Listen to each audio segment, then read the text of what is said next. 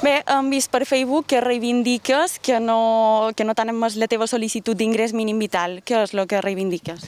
Bueno, he fet les sol·licituds tal i com anaven els serveis públics, en la qual vaig tenir un contracte de mitja jornada. Anteriorment tenia un contracte de 1.300 euros, que estava bastant bé, i això pareix que no compta, que només compta el darrer treball que has tingut, i m'han fet un descompte de lo que és el salari mínim vital, que són els 430, i me van explicar perfectament que això, que me pagaria la meitat el SEPE i l'altra meitat la Seguretat Social. La Seguretat Social porto 4 mesos enviant sol·licituds i no m'han contestat. El SEPE sí, han tardat 3 mesos sense pagar i m'han fet un ingrés de 211 euros i l'altre 270 euros. Jo pago de lloguer 200 euros per un quarto.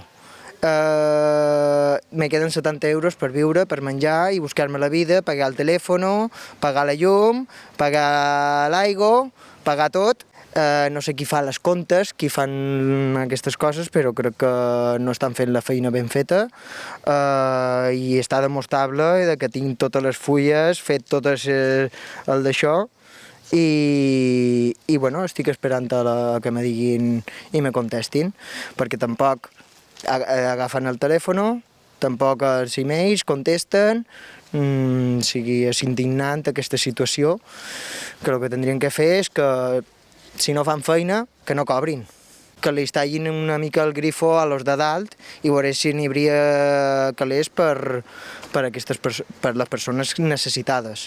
Un altre dels requisits que me va deixar petrificat és que quan vaig fer la sol·licitud a la Seguretat Social me diuen que per cobrar l'ajuda del salari mínim he d'estar un any sense cobrar 0 euros. Digue'm qui viu en 0 euros durant un any. I he anat a serveis socials aquí a preguntar i m'han donat hora per tramitar ells els papers, perquè ja que un ciutadà de peu li estan posant traves, almenys des d'un servei que estan per això, a veure si fan una mica més de pressió. Jo no entenc per què després, a l'hora de demanar el que és meu o el que me pertany a jo, me diguin que no i que me fan un descompte i que no arribo al salari mínim.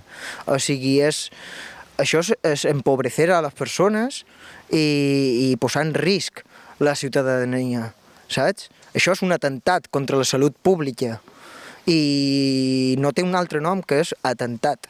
O sigui, els majors terroristes estan de dins del Parlament i crec que tindrien que sortir, però molts. No tinc per menjar i tinc que anar a pescar. I que me venguin ara que el cranc blau, per exemple, és un invasor, vale? Varen dir que podíem agafar-lo, ara han restringits perquè sabeu que a Xina és un manjar i val molt calés i poden exportar-lo cap allà. Jo no exportaré cap cranc. Jo el cranc que agafaré és per menjar jo, no és per exportar. O sigui, jo no m'he de treure una altra titulació o un altre permís pagant això, saps, quan no tinc ni per menjar.